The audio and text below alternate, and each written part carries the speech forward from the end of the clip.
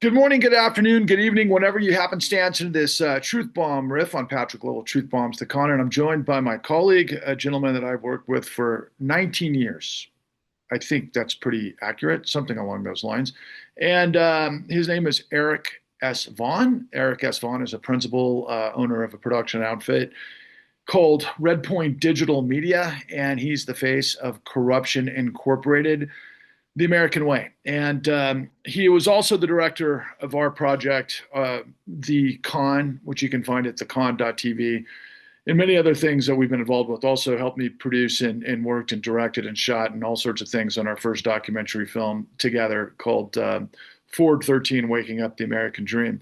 But Eric, I wanted to reach out to you today in lieu of all of the things that are happening around us, because it seems to be somewhat of the sum total of our conversations over the course of our time period together, right? And I guess the first thing that I want to ask of you, just to kind of set the tone of this, I mean, we're looking at this outrageous scenario that appears to me to be kind of the sum total of everything that we've learned over the course of our time together in the platform of the big beautiful bill and all of that goes with it, and the reactions and the just the unfortunate circumstances that are evolving, but yet it seems to be, I don't know, paint by the numbers, if you will, based on what we've been in the midst of. I'm curious how you're interpreting this Monday, given everything that's been going on.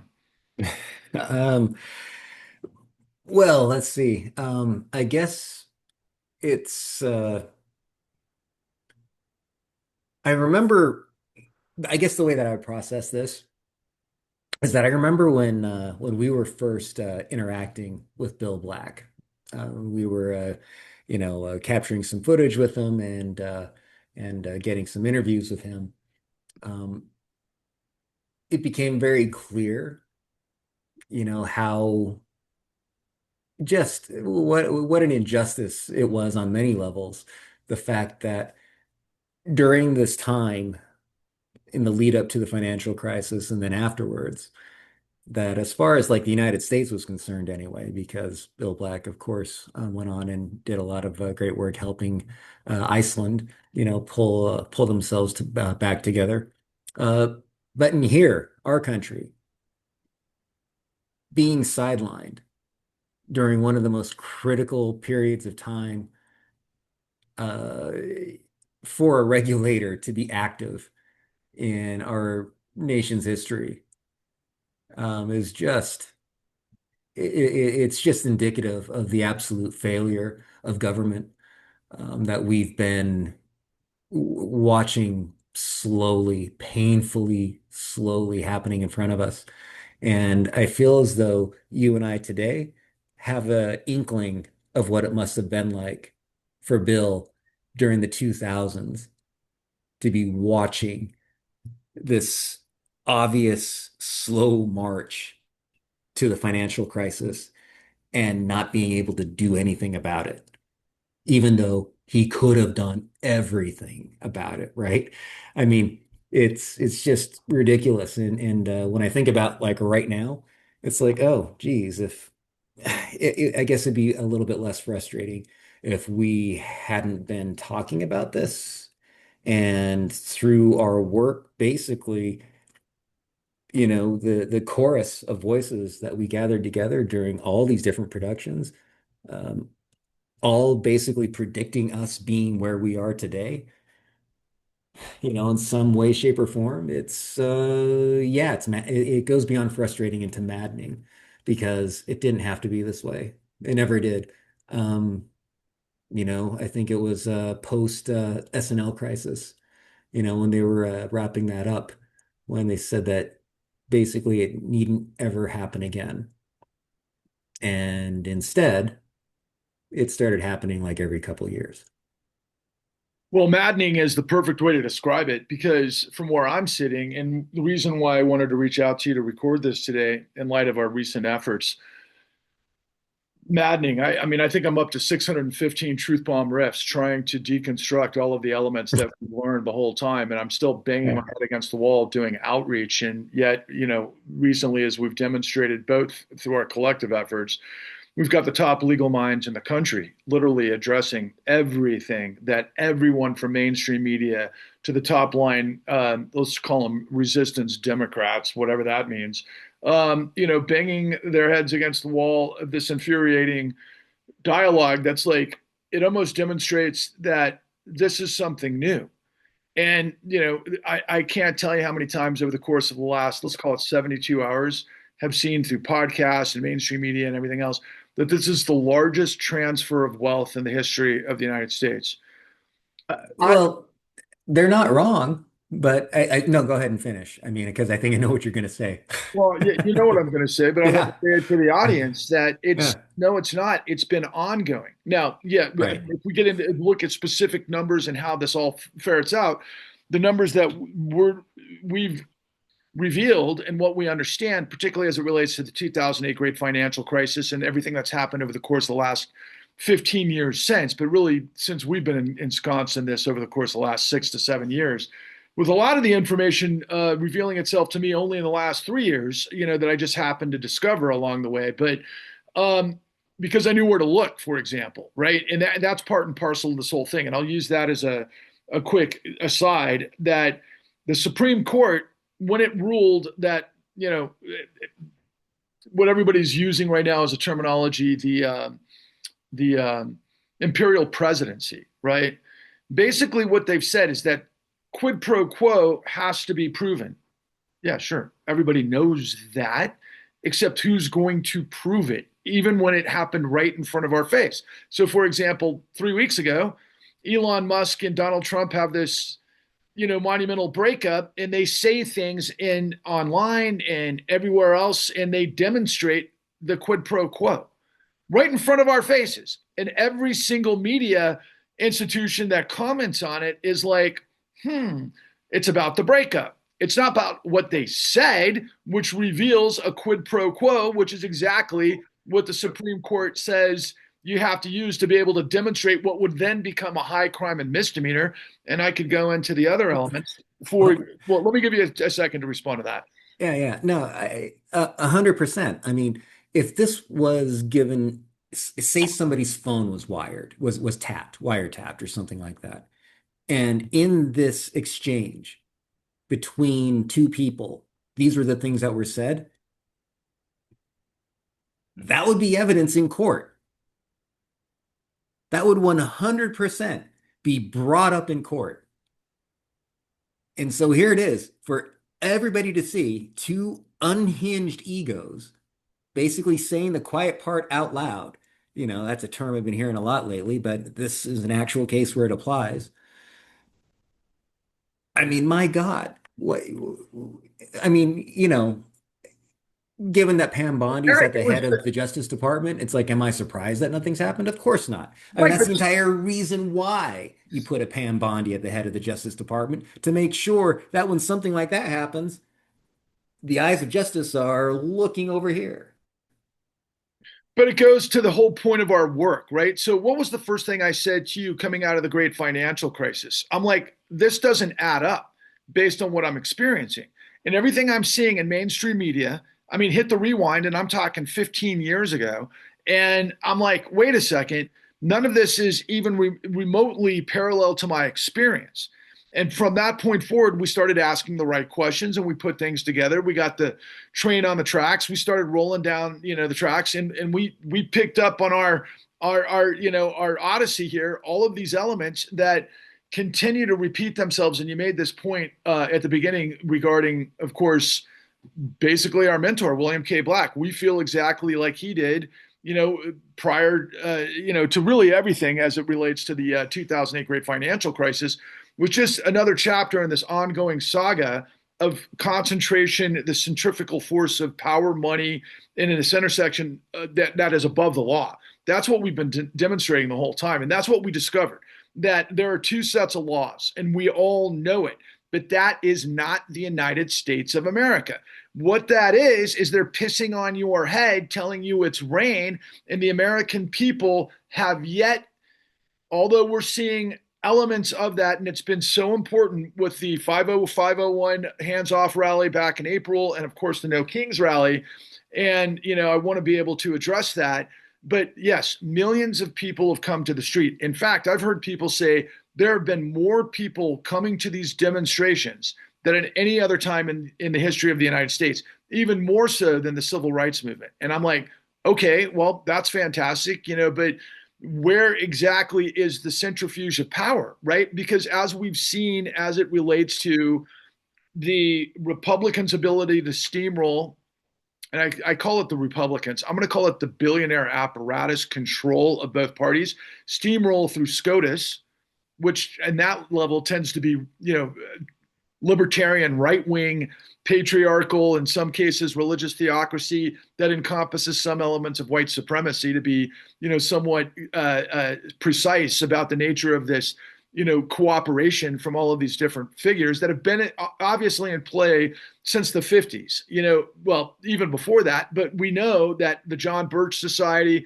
we know from, quite frankly, if you happen to watch Rachel Maddow's work in, boy, what was her, Ultra, right?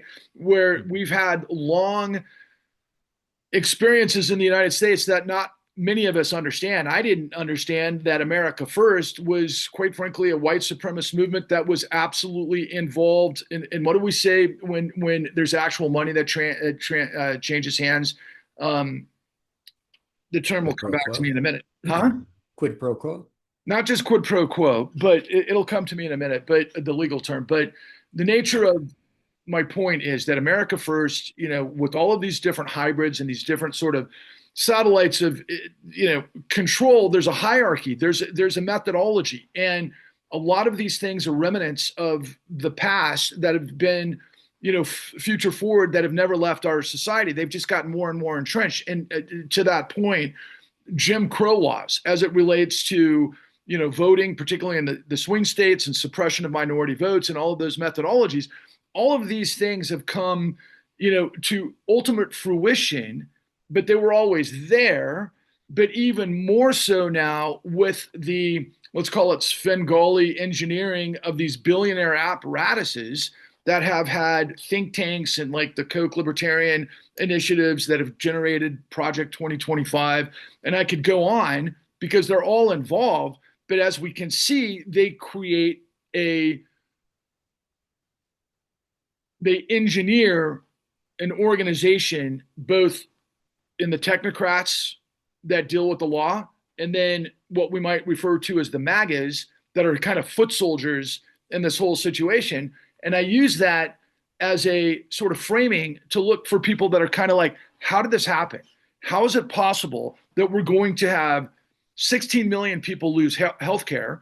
How is it possible that we can have the National Guard and the Marines evicting, amigos from the parking lots of, Costco and so forth? How is it possible that we can, have a executive president, or what we call, like I mentioned it before, the unitary, well, not, the theory is unitary presidency, but with the imperial presidency, basically negate, all of the laws that you have pointed out in some of your microdocs by way of what the Constitution says is who has, the decision making, constitutional decision making authority as it relates to waging war, not to mention the power of the purse to fund war. Every single thing that we consider to be the basics of the foundations of the constitutionality of the Republic of the United States that we've grown up, that the law and the you know I want to say balance of power, but it's separation of powers, pardon me. That those are the things that we always believed in checks and balances. And what we've seen is a complete whitewash of all of it, a bulldozing of everything that's going on to be able to manifest this. And people on, let's say, Democrats to the left or far left or wherever they are on the spectrum, they're almost as if, how is this possible? And yet we've been trying to tell people this has been going on the whole time. And not only that, not only telling them, we've demonstrated it. I mean, yeah. I mean, I think that.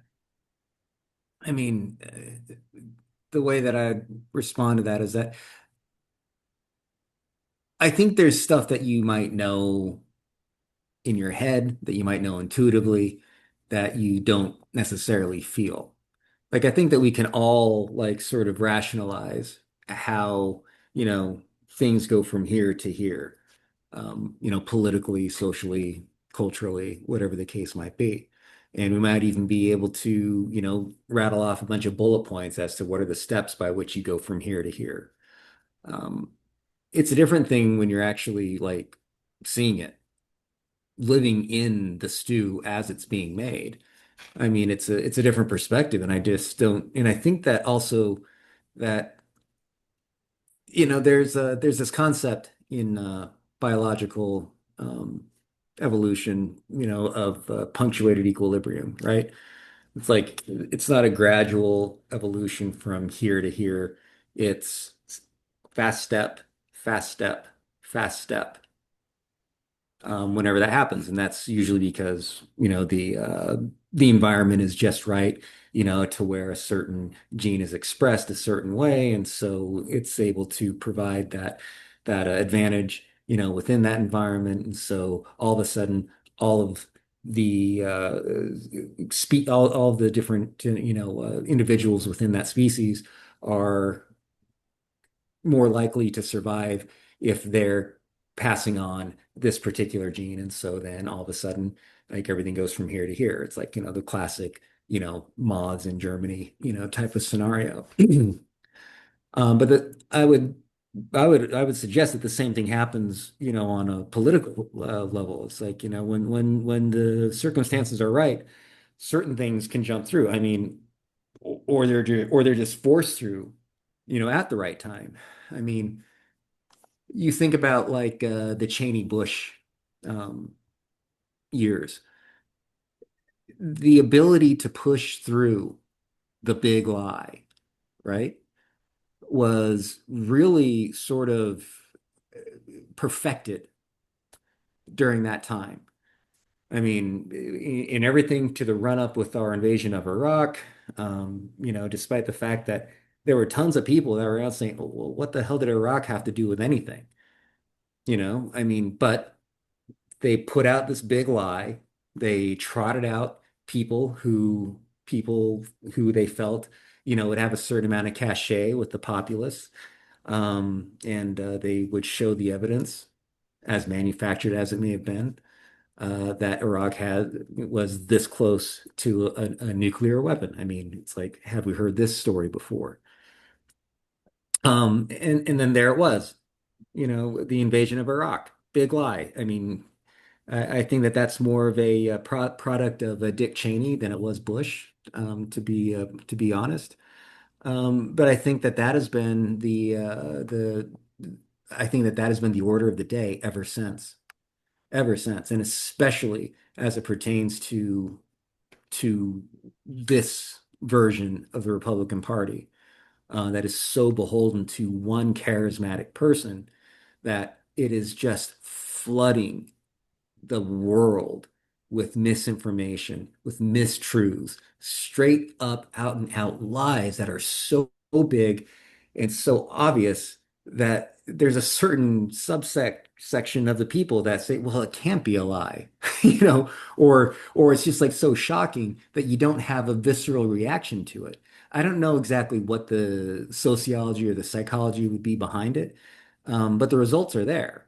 It's like I mean, politicians are able to get away with the most ridiculous lies that I've ever seen. And I've been around a bit. It's like I remember presidents all the way back in the 70s. And boy, these days, it's like the lie has become the de facto base form of communications coming out of Washington these days. And it's disgusting and damaging. It's obviously corrosive to our country and everything that it supposedly stands for. Um, and the only thing that people can do is to try to vet their information. But man, it's difficult, especially if you're locked in to a particular ideology. You're going to be fed, one, the lie, and two, all the evidence to support that lie because it knows that you want to believe that lie. And that's what makes it even more insidious. So, how did we get here? I mean, human nature being taken advantage of in the most diabolical way. That's how we got here. Okay, fine. And you and I have been unraveling that for the course of our incredible journey together. And that's why I thought we got to talk, because first and foremost, how do they continue to buy it? I remember talking to somebody we admire tremendously, and we had the great honor to actually be in his house and film him, the great Dr. Phil Zimbardo. And he was the professor emeritus of psychology at Stanford, and he had done such incredible work like the Stanford prison experiment. And these were things that we've known about now for literally decades, and it's been kind of this through line. I mean, I hate to, use this as kind of a jarring antidote, but it's like, oh yeah, who killed Kennedy kind of thing, right? Because people are still skeptical of like the story and how that works. And every once in a while it seems back into the national consciousness and then it goes away and everything else. But what, again, underscores how we started, it was the media. I knew from my experience after the 2008 great financial crisis that what was being said and the sort of panoply of what was happening on, echo chamber media and mainstream media and so on and so forth, literally was a giant disconnect from what my experience was. And so we decided to go out and do our own investigation. We're capable guys, we've been around the block, we kind of know things, and we started to ask the right questions, which of course then leads us back to what we had mentioned at the outset here, William K. Black, who had already gone through all of these sorts of scenarios. And what people need to understand, for example, especially in the point that I was making previous because of the moment before the July 4th holiday. And here's Trump trying to ransack the government and this debt giveaway where we're going to have, what, $3.9 trillion more added to the deficit because we're going to give tax giveaways to the billionaire class that ultimately is going to Right. kill tens of thousands of Americans that are vulnerable. And I might add, and I don't want to really get into this part of it at this part of the conversation, but again, where's the responsibility lie in a democracy where, and this is where it gets co-fangled with the madness and what you opened up with. This whole thing is madness because of propaganda. Because if you obfuscate the truth, that's effectively lying. Except, what is the legal definition of lying? Can you lie? Can you not lie? Well, I mean, that's the thing is that they make the definitions of these things so ridiculously narrow that you have to be like a complete idiot who's almost purposefully trying to get caught in order to get caught. And so it makes me wonder, anybody who actually does get caught, what kind of a red herring are they most likely? Because nobody with any kind of cognition, or functioning brain is going to have that kind of narrow blank, blatantly obvious, quid pro quo. God, sorry, I'm whatever, but it's just so stupid. I mean, in every single year, it seems like something else is coming out that's making it even narrower and narrower and narrower. I mean, pretty soon they have to like actually have Congress present when somebody's walking into the Treasury, grabbing a bar of gold and walking out before it's going to be considered a crime. It's that ridiculous. Right, but I'd argue that's almost exactly what we saw in the argument between Elon Musk and Donald Trump, Oh particularly. yeah, well that right, yeah. But just on the more glorified sensational aspect of that, because you remember Elon last week had threatened to reveal material that was relatable to Donald Trump's involvement with Epstein. And I've seen a lot of podcasters out there that are particularly tied to the Democratic Party. Literally, I can't guarantee it. I speculate that they're funded by the DNC and their whole job and manifestation is to embarrass all things Trump all times. And they do a great job of it because it's pretty easy because we've got the Mad King, Mad Magazine president, right? I mean, it's just so ridiculous. Right, right, That's the right. one I've heard. Everybody's playing to their base. Right. Everybody's But playing to their base. exactly. But at the same time, I kept asking them, okay, really? You're asking this question now? Why aren't you asking this question of mainstream media? Like, where was the New York Times that did a deep dive on Epstein 20 years ago? What's that all about? Well, that's all about all of it. Because again, going back to, and I don't want to conflate Epstein and let's call it, I'll synchronize some of the elements that are important, but I don't want to make the case about Epstein. But just to make the point, it's like, okay, millions of people react to the idea that here's a bunch of older men that are very powerful that are taking advantage of, underage women, and they're horrified by it. They're just like it's the end of the world, and it's just, okay, fine, that's your position. Meanwhile, in the whole process, it's like, okay, where was the money? Well, we know the too big to fail banks were in on it, particularly Chase, as well as Bank of America, not to mention a whole bunch of hedge funds. Okay, that brings up a lot of illicit questions that nobody tends to go down. And it gets, they go to the lowest common denominator as opposed to the actual systemic situation of what that might be. Now, was Epstein anything new? Quite frankly, no.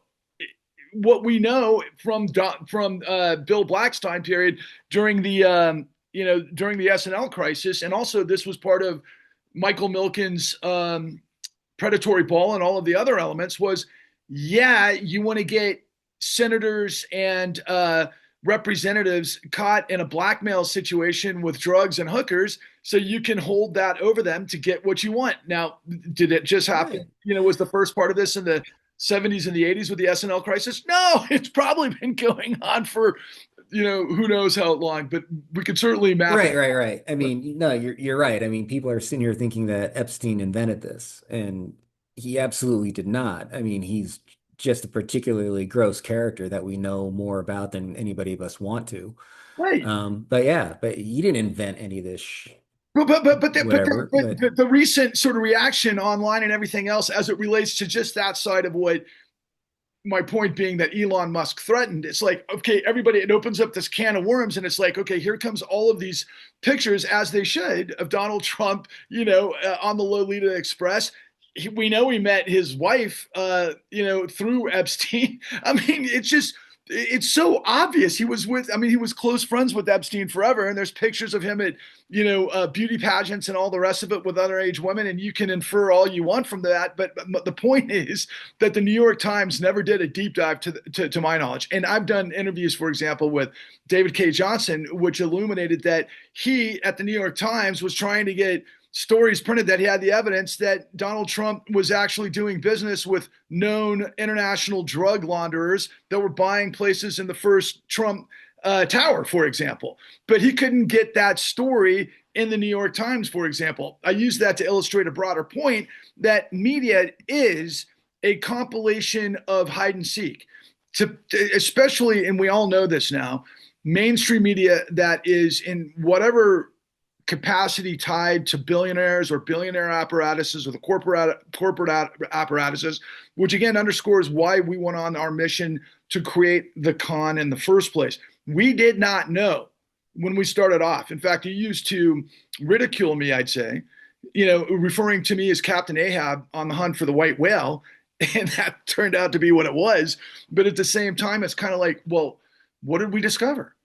Well, we discovered that tens of millions of people got set up in the largest racketeering enterprise in the history of the world that was based on lies and deception every step of the way that we demonstrated in our work, The Con, at thecon.tv. And then ultimately we found out, because we couldn't go into season 2 of The Con, but we find out the courts of America were deeply involved with the same predation, using the same document falsification, using attorneys to lie, steal, and cheat. And by the way, right now we're seeing unbelievable gross representation of that in the Pam Bondi Department of Justice. What we just saw with Bove, he's literally, being not just accused, but a whistleblower testimony that, he's being considered for the third district court. And yet he was telling the Department of Justice members of their team to lie to the courts, to not do what the courts had, ruled, and then ultimately said, fuck you to the courts, for example. And so people now are like, well, wait a second, how is that possible? But then they're like, they can't even focus on that for 24 hours because the next insane injustice and grotesque scenario comes down the pike because of the flood the zone strategy, right? And so what I'm reacting to at the moment is that for everybody who is going, wow, the Democrats, for example, are doing everything they can to stop the big, beautiful bill right now. They're in a marathon session. What it looks like to me is they're going to ultimately lose, and that ultimately the pay to play revolving door representatives that are completely corrupt are going to do exactly what the pay to play justices of the Supreme Court have done to completely betray through this diabolical grift the American people that are also now a new version of foam on the runway for the crashing American system, quite frankly. And ultimately, but there's like, they still can't see the machinery, even though the machinery has been moving forward endlessly for now decades. And the question that we need to resolve is how people can't see the forest for the trees. And I'm curious what your response to that is. It doesn't matter which political party it is, you can't trust organized money. I mean, especially ones that are corrupt. I mean, that's the entire purpose of the con is to, you know, in our economic system, whether you're a full-blown believer in it or not, I think that it's the economic system that we have, and it would be agreed that if you're a person who makes a really great product, like maybe you make really great t-shirts, right? And you have like some sort of like, Adam Smith style, economy, you know, a village next to the sea type of scenario, that the person who makes the best shirts and is able to get the best, materials, makes the most money. If that's what anything, if that's what our system even remotely looked like, we wouldn't be in the scenario that we're in today. It's so clear at this point that you can be involved with corruption without even you necessarily being corrupt. That is the nature of the Lucifer effect. You mentioned Dr. Phil Zimbardo just a little bit ago. And basically, the main thrust of his book, The Lucifer Effect, was how good people get involved with evil enterprises, for all intents and purposes. I mean, we think about how we applied that to the con. I mean, you have like, an 18-year-old kid who sat in front of a computer, given a script, and is told that you are helping people who wouldn't normally be able to get into a house. So just get the script, and you're going to be doing this tremendous good for this person. Now, because that's their boss, they don't know any better, they do that. Despite the fact that if you look even just a 10-foot higher view, doesn't even have to be a 30,000-foot higher view, you see that they have just become a primary cog in a totally corrupt enterprise that's going to destroy many people's lives by reading that script exactly like their boss told them to, right? And that's like on the lowest level. And on the highest level, I mean, you're a high net worth individual, and you have somebody who does your investing for you, and they're just investing into the economy, nothing specific. I mean, it's going to eventually, at some point, touch a corrupt enterprise that's making money doing something because of corruption. Let's say, for instance, that you just go into, you don't even have to be a high net worth individual. You're just a regular person who has a 401k, or something like that. And you put money into a fund, or maybe you're a retiree, or you're putting money into a pension, right? You have no idea where that money goes at some point. You have a money manager or a broker or something like that who's directing these things, in all these different places. And, maybe I'm putting money into something, like say my 401k has money in GEO Group, right? I mean, a private prison company that I am completely 100% opposed, that I know just from the just from the facts that are made public that, oh my God, this has all the earmarkings of a corrupt enterprise. But I have zero idea that I'm actually investing in that damn thing. I mean, corruption doesn't need everybody to be corrupt. in order to do its thing. That's the very definition of a sick system, right? And why is that? I mean, when you think about all the money that's floating around the earth, like I saw some ridiculous stat about how many trillions of dollars that the world is in debt. Right. And of course the obvious question is, well, who's it in debt to? I mean, are we in debt to Pluto? Do we owe Pluto all this money? I mean, it's all like navel gazing, whatever. It's like we're doing this to ourselves, right? And and when I think about all those trillions of dollars, I know I don't have it, and I'm guessing that I mean, if there's like 300 and whatever something trillion dollars in debt, that the world is in, I mean, and it was like split equally. I mean, I'd imagine I'd be worth a hell of a lot more than I am right now. I mean, so Okay, but where's that money going? let's take that concept, Eric, and let's actually filter in what we know, right? That makes it Yeah, even more yeah, let's absurd. do that. That's Okay. perfect. So look, remind me of the name of our trainer that we got who came out of the WWE, Chris. Oh, Chris Cruz. Christopher Cruz, right? So Christopher Cruz, we get this testimony from the Federal Crisis Inquiry Commission, even though we tried to meet him in person and he ducked us because we knew we were onto him, man. But here's this guy who basically lied for a living. I mean, that was his whole juxtaposition. Well, he taught loan brokers or Yes, loan brokers how to lie. That was that's his it. job. His And job. what did he say? And he talked about this was so grotesque on the front end. So they would have black brokers lying to black borrowers, right? They'd penetrate churches, they'd penetrate synagogues, probably I would imagine Right, affinity mosques. fraud. And it's called affinity fraud, right? Where they train these guys to, to butter up the people that they look like, sounded like, lived a similar lifestyle to provide, like you said, here's a way you're going to change their lives. But meanwhile, they're in on this massive grift. And that was his definition of capitalism. Everybody lies equally. And I was like, wow, that's an amazing, structure. And we'll get into that. But I want to take that from the base level, right? All the way to the CEO level. Because what have we learned through modern executive compensation and control fraud? Well, the guys up top know the number that they got to penetrate to the entire system, but they don't send any emails. They just basically make the incentive what everybody's got to hit, and then they incentivize the best liars, the best cheaters, the biggest scoundrels to get the most volume by any means necessary, because that's going to kick the Right. bonus.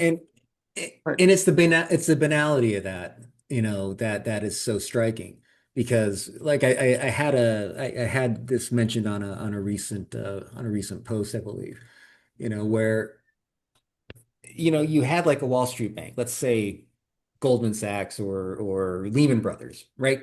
Lehman Brothers, they have all this money. And so they're going to go to AmeriQuest and say, hey, we're going to have you have this warehouse line, Right. right? Where it's like you need to spend whatever, we'll just say $200 million. Dollars. You need to originate $200 million worth of loans. Oh, but you have to do it in like whatever the amount of time was. We'll just say 3 weeks.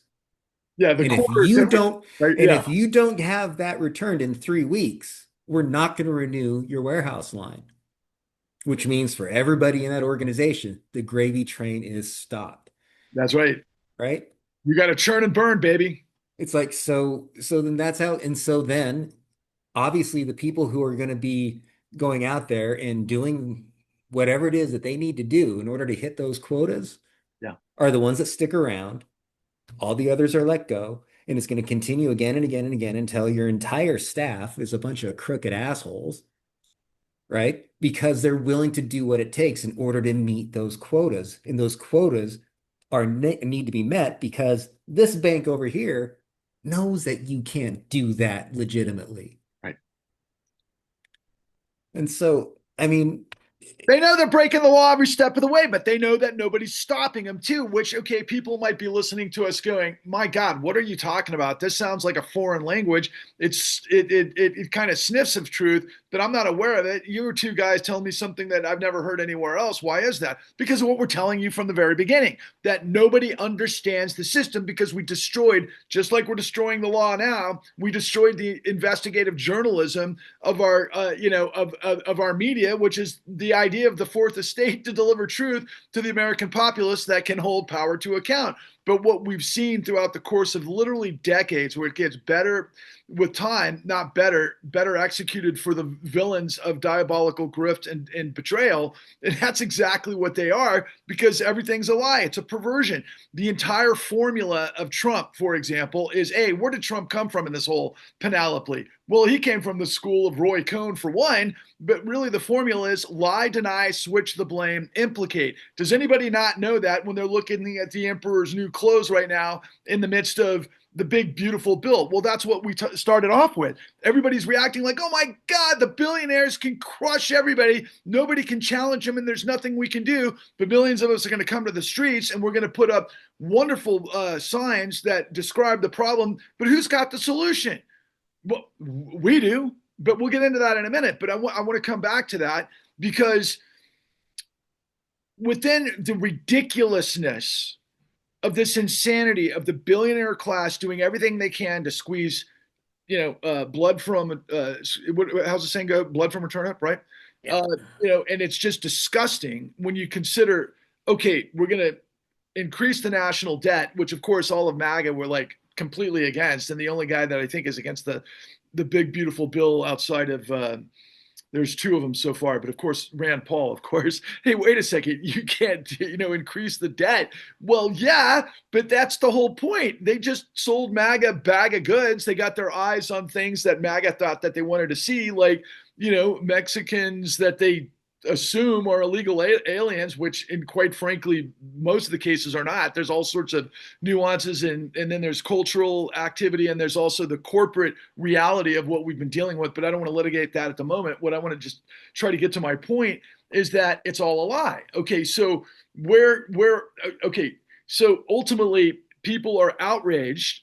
Millions of people are outraged that billionaires are sticking it to everybody. And now we've seen thousands of more people, because of Doge and because of the effects of rug pulling everybody in the federal government from, situations that we need. And we've discussed this before, NOLA and Veterans Affairs Administration on down the line, right? And I have, my mind just splinters when I think of all the places that have been impacted, not to mention what's going to happen to Medicaid and then eventually with Medicare if this bill passes, which I think it probably will. But the full scope of it is that the podcasters, everybody is almost like by surprise by this, right? But meanwhile, what our work has been able to show for everybody to be able to really hopefully extrapolate the truth of what we're in the midst of, especially as we're getting closer to July 4th and Independence Day and the whole idea of the Bill of Rights and the Constitution and the rule of law against tyranny and everything that endeavors. And I want to say at this point, that Bill Black reminds us all the time recently that it's not just about no kings, it's about no oligarchs, right? Because it's the oligarchs and the billionaire class. But I'll finish this point and then I'm going to turn it over to you. So the worst part of everything is through our work, The Con, again, at thecon.tv, we learned of the largest racketeering enterprise in the history of the world that never ended. That was part 3, chapter 3, the third act is the way Bill Black describes it, of stuff that started in the 80s with the SNL crisis that he put the kibosh on with this incredible group of guys that, I might affectionately call the Untouchables, just as a reference, right? They took down 7,000 white collar executives at that time. That meant the law actually worked, okay? And then we ended up going through all sorts of different eras of fraud that go from, oh my God, what Trump was in the midst of at in New Jersey, which is, when we Michael Milken and the Madnet. What, help me out, Eric? What was the what do we call it with the? It was junk bond fraud. It was the Junk junk bonds, bond yeah. fraud that basically fund. That's where Trump came in at the beginning in in Trump Casino, and there's so much history on that. Of course, it's all over the place, so you can endeavor it yourself. But these were all frauds that Trump came up with and never stopped. The only thing that Trump ever got nailed with was his fraud at Trump University, which uses all of the same sorts of Yeah, yeah, methodology it's that we classic described. control fraud. Yeah. So, but there are laws to rein these guys in, to send them to prison, but we just don't do it to billionaires above the line. That's point one.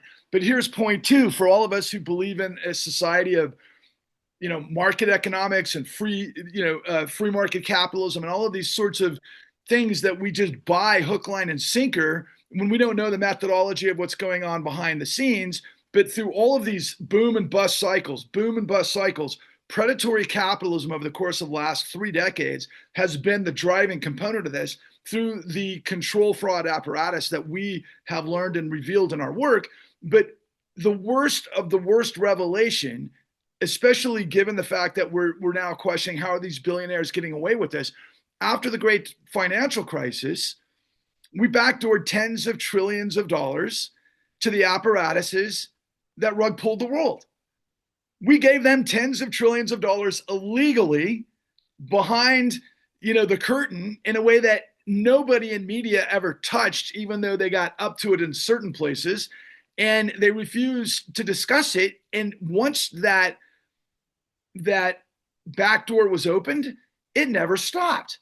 And so it became a criminal enterprise for the past 14 years. And so what I'm trying to get people to understand, because they're not hearing it from anybody in the podcast space, nobody understands this reality, is that we've given tens of trillions of dollars to the billionaire apparatus that completely owns our government and the law, because the government and the law is what should and could take them down if we were indeed a nation of laws where the law had integrity, which of course it doesn't.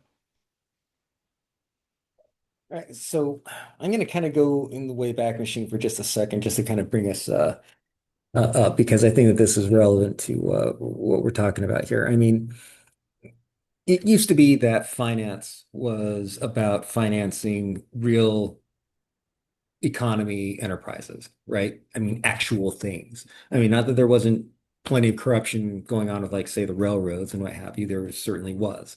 But nevertheless, Wall Street was about basically investing in real economy type things. And I think that there's a certain, I don't know, I don't know. I think that there's something to that, right? That I think that if done well, if done right, if done without corruption, is generally beneficial. Now, sometime late 60s, early 70s, everything kind of switched over, and we very much, the real economy took a back seat to financialization. Financialization to me is the carcinogen that we are dying from right now. And I think that what that allowed to happen is that it allowed for financial instruments to basically eat from the inside out the real economy. Very parasitical, absolutely. And I think that it's also during that time, and June Carbone, I think, is talks about this quite eloquently, about how there was a time when the flex, of a company CEO was about how well the company was doing, about the amount of research that they were doing, about how well their employees are doing. And then right about that same time, where we flip from actually making things to just making money, is when that CEO's flex started to switch over to what it is now. Look how much I have. Look how much I stole from my company. Look how much of my employees' wages that I am taking from them. Look at how great it is that I can have all this money because I pay all my employees so little, and I teach them how to go and access welfare and all these other things. in order to, basically have them taken care of. And I get to collect all those proceeds myself. And welcome to my new $500 million, super yacht. I hope you enjoy it.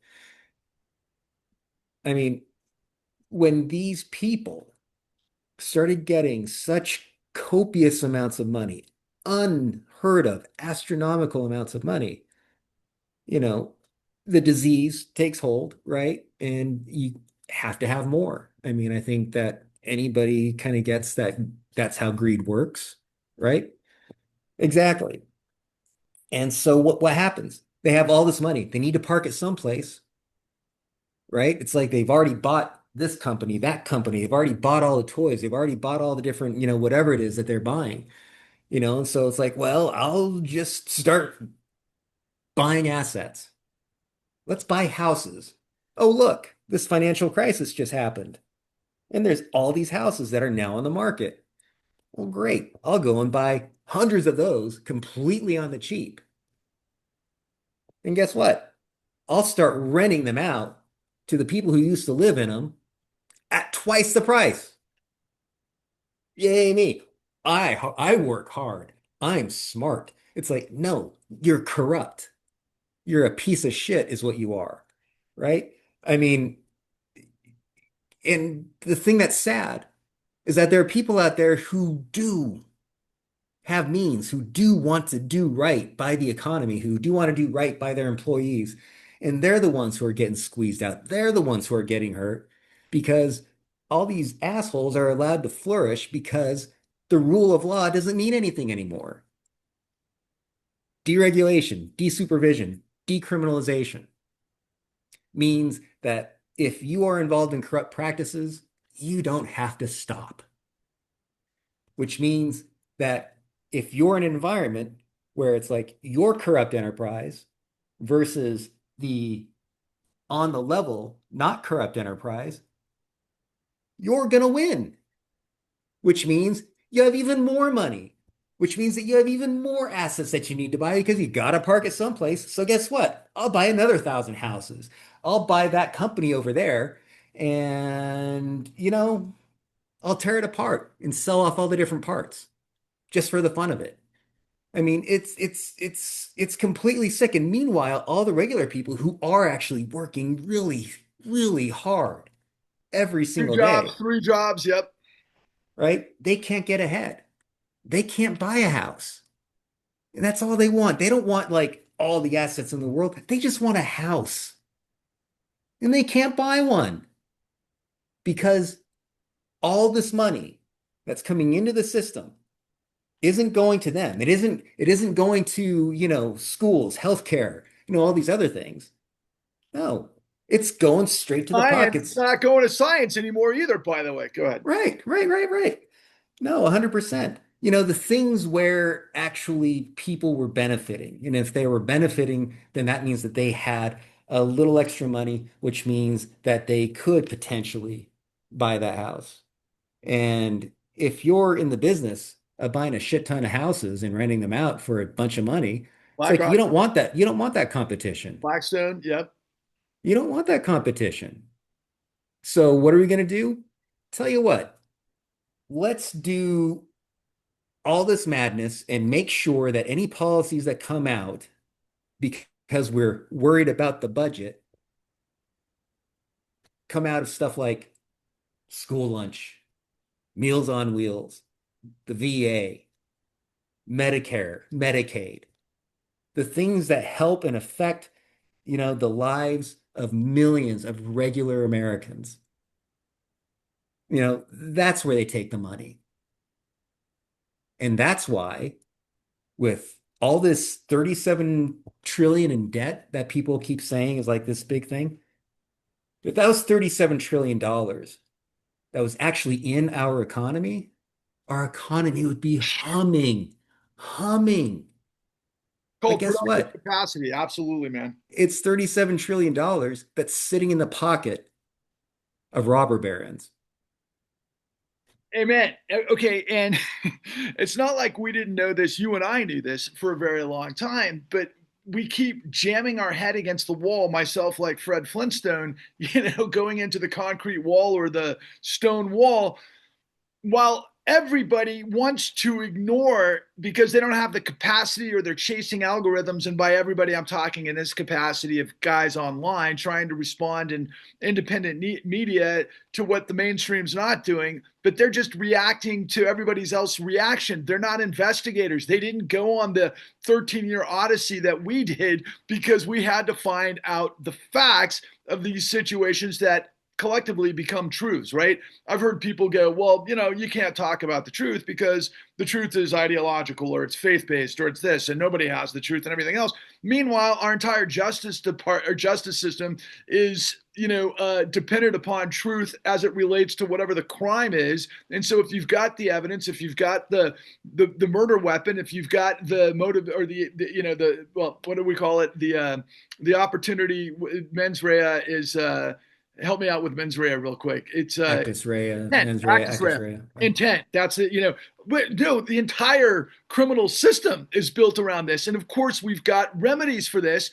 But what the American people have to understand is that we have been betrayed, we perpetually are lied to by the entirety of power, and that's why we're here. And by the way, we're entrepreneurs, for better or for worse, right? Nobody's paying us gazillions of dollars to go seek the truth, even though we certainly had that opportunity. And I wouldn't call it gazillions of dollars. We didn't have the $90 billion a year budget that the Department of Justice, the SEC, the AGs around the country and the FBI have to be able to prevent this from happening, which we discovered because I knew from the very beginning, Eric, they're pissing on my head telling me it's rain because they must have thought I was some kind of new fool. And then we went on this journey and we figured this stuff out. And so as we, get to the end of that particular point, which is, I think, such a crucial point, because with all of this sort of fire hose of information that comes at us in a way that it's really hard to get clarity. You provided incredible clarity with what you just laid out. But to further it, it's just that when you break the law, I think our collective sort of reasoning is that when you get busted, you go to prison because someone puts together the investigation to take you down. We all grew up with the notion of if you can't, don't do the crime if you can't do the time. I mean, this is nothing new in the United States, but now the United States has nothing but liars in the institutions that are responsible for being able to litigate the investigations on behalf of the American people because all of our institutions are captured by the billionaire class that are pissing on your head, telling you it's rain, that are getting, and I know you cringe with this concept, but I'm just going to say it from my perspective because we differentiate a little bit on this. I'm not, let's see, how do I want to set this up? I am not at all against business. I'm not against see a need, fill a need. I'm not against people finding whether it's a great taco stand on a corner of LA that I want to go spend, every Thursday because it's got a great vibe and somebody succeeds from that. I'm not against that. I'm not against a athlete, getting to the top of his game and, having all of the things that come with it. I'm not against a rock and roll band selling tens of millions of records because I want to buy their material that influences my life. And I could go on down the spectrum. I'm all about entrepreneurialism and free markets and all of those types of things if it doesn't turn into monopoly capitalism that's based on racketeering, which is illegal, which is the robber barons, or in this case with MAGA, I'm going to call them the Confederacy, the plantation model, which is just a flip side of the version, just for white supremacy. Robber barons they'll just exploit everybody, whereas the white supremacists are obviously going to Right. Go ahead. Or I was just going to suggest, as Yanis Varoufakis would say, the techno-feudalism is the other aspect of this, right? The other face of it. It's the same thing. I mean, it's like we rent our homes, we lease our cars, we subscribe to all of our entertainment. You know, I mean, we don't own any of it anymore, right? Yeah, Well, but let's think about this for a second, though. Future forward, right? So, look, we've had the opportunity to express, I believe, in this, and we're just experimenting this, my friends. This is my channel, and I'll broadcast it out there on all social media platforms. But I've been, basically side by side with Eric now for, like I said, I mean, we've been working together 19 years, but like the last 13 years, pretty much on the same page every day, learning, discovering, figuring the stuff out. And we went further than we ever did. And, I want to basically elevate the fact that the information that we have collectively is the information that everybody's missing, because we discovered a long time ago, and I just discovered recently, that Eric shares his favorite film as my favorite film, which is Indiana Jones Raiders of the Lost Ark, where Andy said to Sala, after they figured out the Nazis were digging in the wrong place, they're digging in the wrong place. That's what the entirety of this era is. And yet we have the same problems we've had for the last 30 years: climate problems, disparity of wealth. They're just getting worse. Systemic racism in prisons, problems with education. They're getting worse and worse and worse because we do not have a collective response that are on the same page, that understand the facts of what's taken place. I believe that's what you and I have been doing for the entirety of this scenario, is presenting to the American people, which we might want to consider the grand jury of the American people, that you've been sabotaged, to borrow a coin of phrase from the Beastie Boys circa 1990 something. Listen, all y'all, it's a sabotage, because again, the deeper, and I'm gonna use a reference for another independent film that I love so much. Thank You for Smoking. We knew a long time ago that there are professionals that are in the business of making sure you're confused, making sure you do not understand how things work, that are basically setting you up for failure, or that can murder you, quite frankly. Your life is in the freaking crosshairs. And if anybody doesn't understand that, with this big, beautiful bill with 16 million people being kicked off of Medicaid and whatever, ramifications are in Medicare with our seniors and everything else, it's just like, okay, people, the United States was born. We're approaching July 4th, and everybody's going to go out there and do the 4th of July, and they're going to do the salute, and they're going to listen to inspiring music from the Boston Pops and all of these other elements that are going to celebrate what our country fought for freedom. But freedom doesn't happen unless you have the law, because throughout humanity in the history of the world, we all know that absolute power corrupts absolutely. And so without the integrity of the system, without integrity of you being able to disseminate what's real and what's for sale, you can't be an effective citizen. And so I hope that this conversation is helping to illuminate. And obviously, Eric will, I'll provide, links to your work and our collective work and everything else. But I just would encourage everybody to get hip to what it is that we're collectively revealing, because to my knowledge, I have yet to see anybody even come close to the information that we have, Eric. Right. And just to lay it down one more time, as far as like this big, beautiful bill is concerned, what it fundamentally does is that it's taking money, it's defunding the programs that are more than likely going to positively affect you or your friends or your family members' lives. And in place of that, well, austerity, right? Austerity is what fills the void. And so then what do you go to when you need those services? Oh, I'm sure some asshole is going to conveniently have a private enterprise that's going to overcharge you for less of a product in order to cover those things. That's what's at stake. When all these billions of dollars are being pulled out of Medicaid, it's because they want you to engage in the for-profit medical system even more. And they want to put you in a situation to where it's like you can never, ever have any savings, and you can never, ever purchase any durable asset, right? Because you're never going to have the money, which secures their place at the top. And it's all what we found out years ago, and our distributor brilliantly put on our posters. It's all a lie. It's not the Steve Bannon big lie and Donald Trump big lie. They learned that from us. No, we were all sold a lie. And like the great George Carlin said, and I'm reminded on this, upcoming July 4th, that, they got you by the balls, he said, when talking about the myth of the American dream, and they're shoving that big red, white, and blue dick right up your ass. Sorry to be so George Carlin-esque, but I mean, my God, people, what don't you get, man? It's happening all around us, and all of this stuff has a remedy. It's called the law, but we have to have integrity of the system, and we have to have a critical mass of millions of people, as we're starting to see happen through No Kings and everything else. But we can't be all over the map, and we can't buy, for example, Democrats that have been part of the problem the whole time that talk out of both sides of their mouth.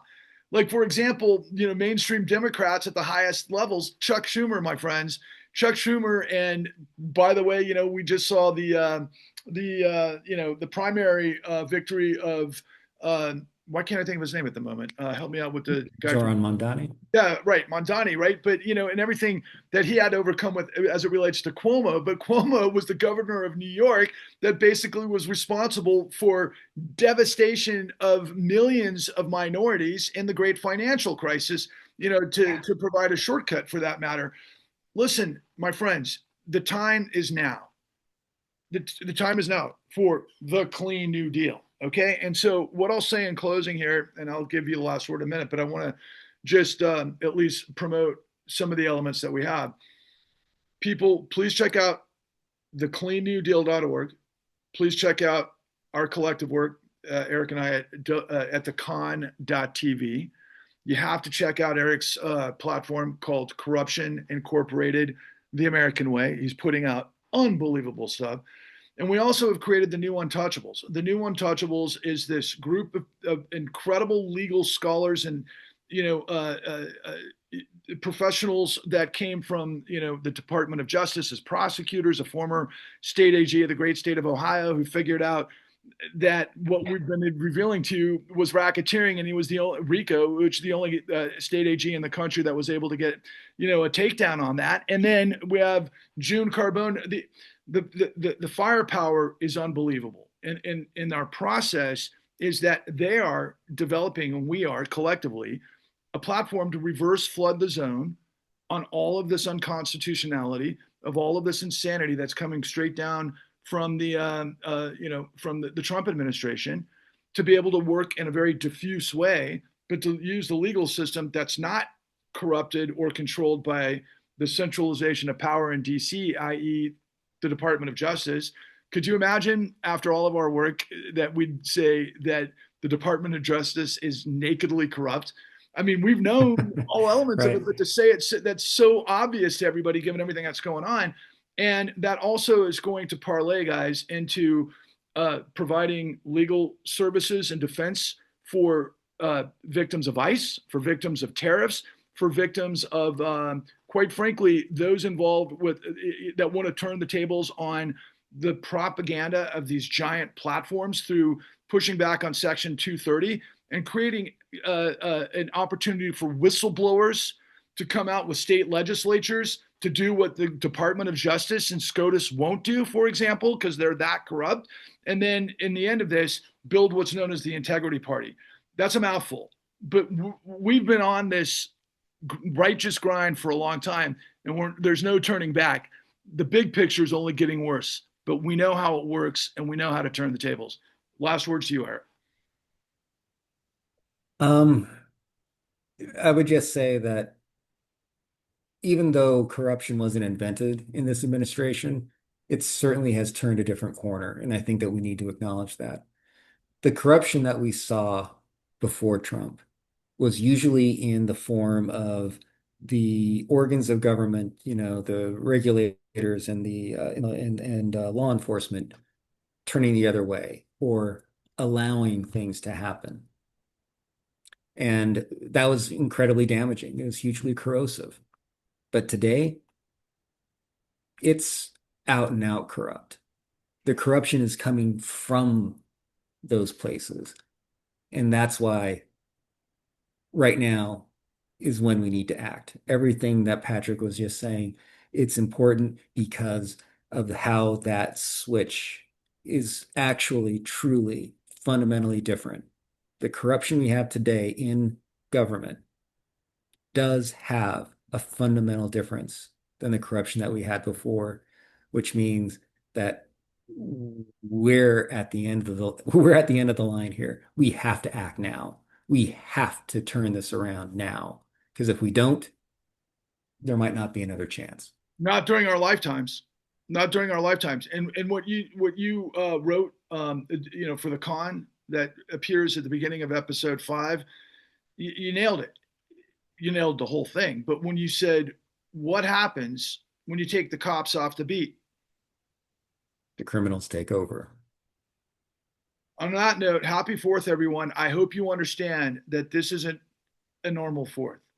Millions of us have to pour into the streets for the No Kings rally, but you have to spread this, share this, like this, because that's the way the algorithm works. Please discover our work. Please understand that we've provided the information with a fine-tooth comb that the entirety of media and government failed to provide to you, so that you can have an understanding of what's real. Because, like Jon Snow said, when people lie and continue to lie, they only get better and better lies, and then words stop meaning anything. That's where we are. So thank you for tuning in, and all the best to you all, and we'll see you next time. Onwards and upwards. Thank you, Eric. All right. Take care. I'll talk to you soon.